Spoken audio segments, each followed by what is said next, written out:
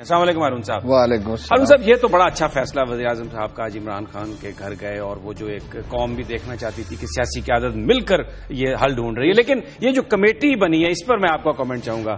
فواد حسن فواد، حبیب اللہ خٹک، رستم محمد اور فاٹا کے سیکریٹری۔ دیکھیے جی، وہ تو اس میں تو کوئی ڈاؤٹ ہی نہیں ہے، بہت اچھا فیصلہ ہے، اس لیے کہ فوج کو اعتماد میں لینا اور عمران خان کو بیسیکلی اعتماد میں لینا۔ مولوی صاحب کو تو اعتماد میں لیا جا نہیں سکتا، آپ لے بھی لیں تو وہ اعتماد میں آتے ہی نہیں ہے۔ وہ تو پرائم منسٹر ہاؤس سے نکل کے کہہ دیا مولانا سمیع الحق نے کہ ان کے پاس تو کوئی اختیار ہی نہیں ہے۔ تو یہ بالکل درست فیصلہ ہے، لیکن یہ کمیٹی کے سارے ممبر اہم نہیں ہیں، اس لیے کہ سرکاری ملازم ہے۔ اہم ایک آدمی ہے رستم شاہ محمد۔ رستم شاہ محمد انتہا پسندانہ موقف کا حامی ہے، اور مجھے شبہ ہے کہ اس کی موجودگی میں کوئی سنجیدہ مذاکرات ہو سکتے ہیں۔ اس نے کہا فوج واپس بلائی جائے، کمپنسیشن دی جائے، قیدی رہا کیے جائے۔ وہ طالبان کا حامی ہے، تو رازداری کہاں رہے گی؟ اس سے مجھے یہ لگتا ہے کہ عمران خان نے پارٹی کے دونوں دھڑوں کو مطمئن کرنے کی کوشش کی ہے۔ نہیں، پارٹی کو تو مطمئن کرنے کی کوشش کی، لیکن اگر نتائج نہیں نکل سکتے، نتائج ان مذاکرات سے نہیں نکل سکتے۔ رستم شاہ محمد کے ہوتے ہوئے رازداری ہی نہیں رہ سکتی۔ اچھا، آپ کے ہاتھ میں ایک پریس ریلیز ہے جو آپ دیکھیے، یہ chairman joint chief of staff committee کے دفتر میں اجلاس ہوا ہے، اور اس میں یہ کہا گیا ہے کہ the meeting reaffirm the resolve of armed forces to fight the menace of terrorism under a comprehensive strategy within the policy parameter set by the political leadership. تو اب ایک آدمی کو فیصلہ کرنا ہے، نواز شریف صاحب کو۔ کیبنٹ حمایت کر چکی آپریشن کی، پارلیمانی پارٹی کر چکی۔ چودھری نثار کہتے ہیں صرف ایک خاتون نے مخالفت کی، مذاکرات کی حمایت کی۔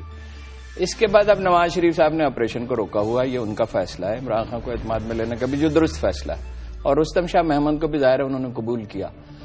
تو اب اگر مذاکرات یا آخری وقت ہے، کوئی نتیجہ نکل سکتا ہے تو نکل جائے، اور اگر نہیں نکل سکتا تو آپریشن ہوگا۔ اچھا، یہ بیان کیجئے آپ اس پر کہ وہ چودھری نثار سے بھی طالبان کی کمیٹی کی ملاقات ہوئی، اور یہ کہا جا رہا ہے کہ ایک دو دنوں میں شاید جا کر وہاں پر طالبان شورا سے یہ کمیٹی جو حکومتی ہے اس کا ایک آدمی براہ راست مذاکرات کرے گا۔ اب یہ کون سی حکومتی کمیٹی رہ گئی جی رستم شاہ کے ہوتے ہوئے؟ مذاکرات تو ہوں گے، لیکن نہ رازداری رہے گی نہ یہ حکومتی موقف ہوگا، اس لیے کہ رستم شاہ محمد کا موقف تو مختلف ہوگا۔ تو یہ جو آج کچھ لوگوں کا یہ کہنا تھا کہ یہ بھی بات ایک ایجنڈے پر ہے کہ طالبان کا دفتر سٹل پشاور میں کھولا جائے، یہ لیجیٹمیسی؟ یہ بچگانہ باتیں ہیں یار، دفتر کیسے کھل سکتا ہے آپ مجھے بتائیے؟ اس دفتر کی حفاظت کون کرے گا؟ وہاں سے جو فتنہ پیدا ہوگا اس کو روکے گا کون؟ وہ شاید اللہ شاید کہہ چکا کہ ہمیں دفتر کی ضرورت نہیں، ہر مسجد یعنی جو ان کی مسجد ہے ایکسٹریمسٹ کی، وہ ہمارا دفتر ہے۔ اور دفتر کرنا کیا ہے؟ دفتر کیا کرے گا؟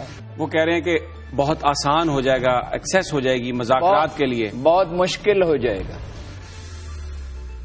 اور سب سمجھ سکتے ہیں کہ کیوں مشکل ہو جائے گا۔ وہ ٹارگٹ ہو سکتا ہے، وہ دوسروں کو ٹارگٹ کر سکتے ہیں۔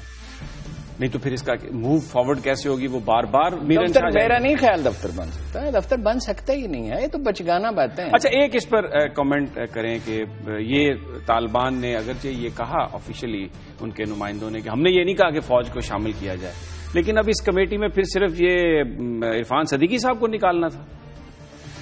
خیر، عرفان صدیقی صاحب کو تو اس میں کوئی رول ہی نہیں تھا، انہیں تو پشتو کا ایک لفظ نہیں آتا، افغان روایات کا پتہ نہیں ہے، رول تو میجر عامر کا تھا۔ یہ میجر عامر فارمولہ ہے جو میں کئی دن پہلے لکھ چکا ہوں، آپ کو یاد ہے کہ میجر عامر فارمولے پہ مذاکرات ہوں گے، خاموش خفیہ مذاکرات ہوں گے، لیکن اس میں یہ رستم شاہ محمد والا فیکٹر میری سمجھ میں نہیں آ۔ اگر یہ کانفیڈنس بلڈنگ کے لیے کیا گیا ہے تو کانفیڈنس بلڈنگ کے لیے ان کی جو کمیٹی موجود تھی، میرے خیال میں یہ بڑا ہرڈل ہے۔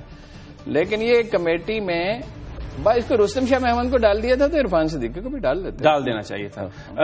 بڑی اہم بات کہی ہے ہارون صاحب نے کہ جو اس وقت جو کمیٹی ہے، جو مذاکرات کی صورتحال ہے، ان کا یہ خیال ہے کہ اس میں سیکریسی نہیں رہے گی، اور شاید یہ کمیٹی جو ہے یہ وہ جو اس کے اہداف ہیں اس کو حاصل نہ کر سکے۔